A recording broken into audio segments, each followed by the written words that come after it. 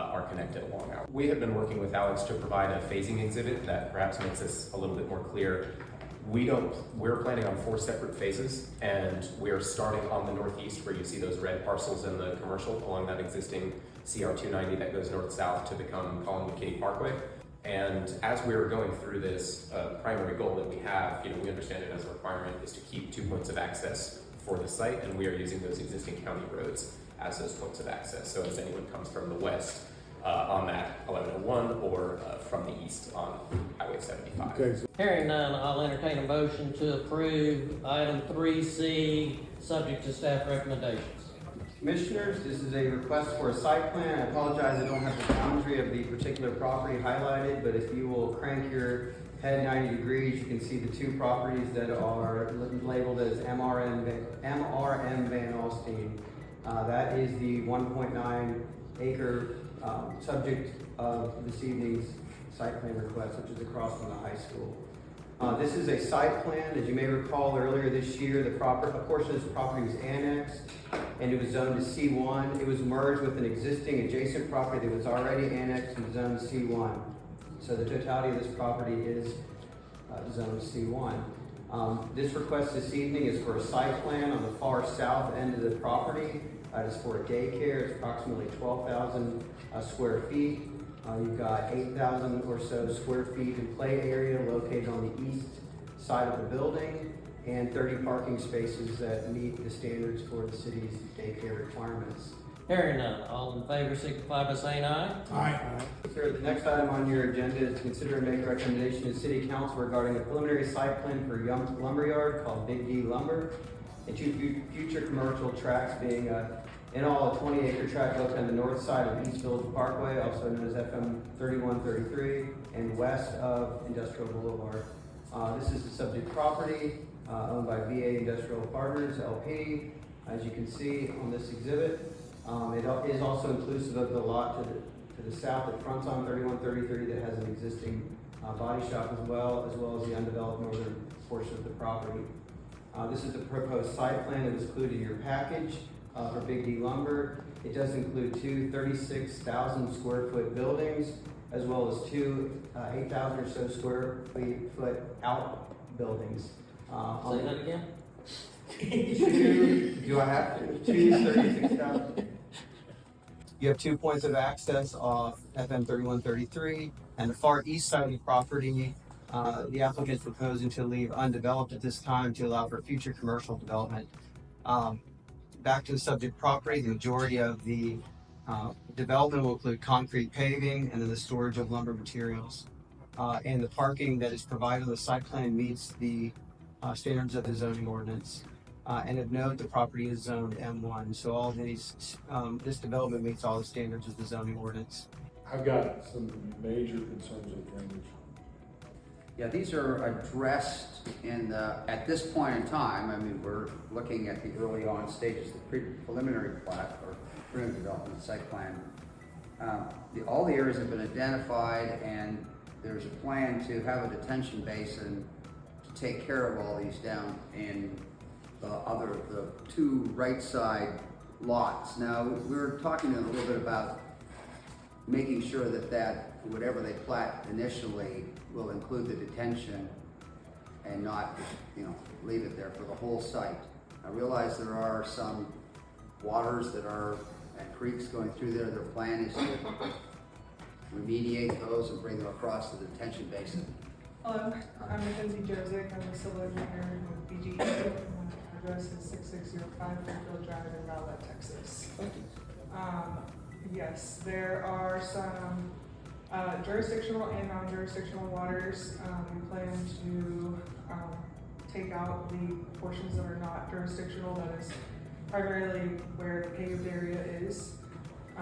We will not touch the circular hatched area is where we plan to do detention. The specific shape is yet to be determined, but we will do detention in line with that existing stream and preserve the jurisdictional stream there.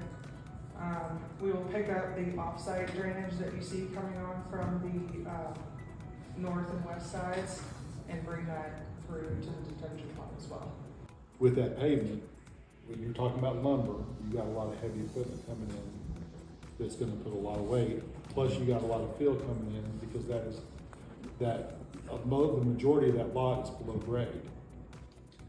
Yeah, I mean, drainage is the whole project, right? I mean, you've got to drain it properly in order to make sure that your subgrade materials maintain the proper moisture content, not excessive. So it will be up to them to propose the solutions, which we review with them. We go back and forth many times on these. They'll use underground transport of water if necessary, and it'll take it across to the place. And so it is in the preliminary stage, but you're absolutely right that this is the key to making sure that the property, they don't want their slabs to move and crack and all that kind of stuff either. So we do watch during construction, we do watch the compaction. It's not, they don't just throw material in there.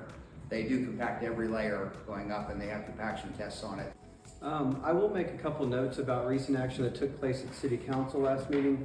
There were numerous annexations approved, 16-acre tract owned by GTUA, 64 acres on Old Highway 6. The plat earlier on your agenda was approved this evening, subject to that annexation being finalized. The 26 acres at Sanford Circle and US 75 was approved. And also the EDC property, the public hearing for that annexation was held. So quite a few annexation considerations and some associated zoning were approved at the last meeting.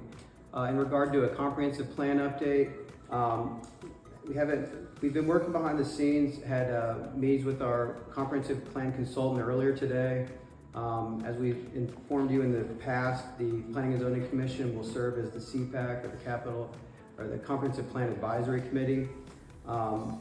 Nothing to report really this evening. Staff's working with a consultant to prepare some citywide surveys that will be mailed out, as well as some online survey options, preparing for some stakeholder interviews, and then we're going to begin to look at piecing together some town halls and kind of getting a schedule set. The consultants wrapped up some inventorying of the city, sidewalks, streets, drainage, fire hydrants, land use, housing inventory, things like that. Two things. One, I want to bring before the Planning and Zoning Commission, as well as city staff, there's been talks about people and developers and stuff in the ETJ de-annexing from the ETJ. We have up to this point just taken no action. From what I understand, we've taken no action to That's allow correct. Yes, just allow that to happen. There are other cities that are denying de-annexation from the ETJ legally. M1 does have masonry requirements. However, in 2019, the state took away cities' ability to enforce the masonry regulations. So when I say we don't have them, that's not quite true. We do. They're just unenforceable at this point in time. And so whenever a case comes through zoning, we work with developers who intend to provide masonry, and oftentimes they'll enter into a development agreement to commit to that through a different vehicle. But as it's written, there is some masonry requirements, unenforceable masonry requirements that are currently part of the city's zoning ordinance. Would you like to review M1 at a future meeting? Mm-hmm. Okay. Request has been made to review M1 at a future meeting. Also, as part of the comprehensive plan coming up, and I know there's been a big push by the state legislature as well as at the federal level. I feel like we need to be very cautious in the comprehensive plan about where we put multifamily high density housing. We need to look at that, and I think we need to expedite that process so we have a plan going forward that we can say, okay, this is where we want to designate single family, this is where we want to designate high density, this is where we want to designate commercial. All right, at this time, we have completed the business at hand tonight. The time is 7:02, and I declare this meeting adjourned.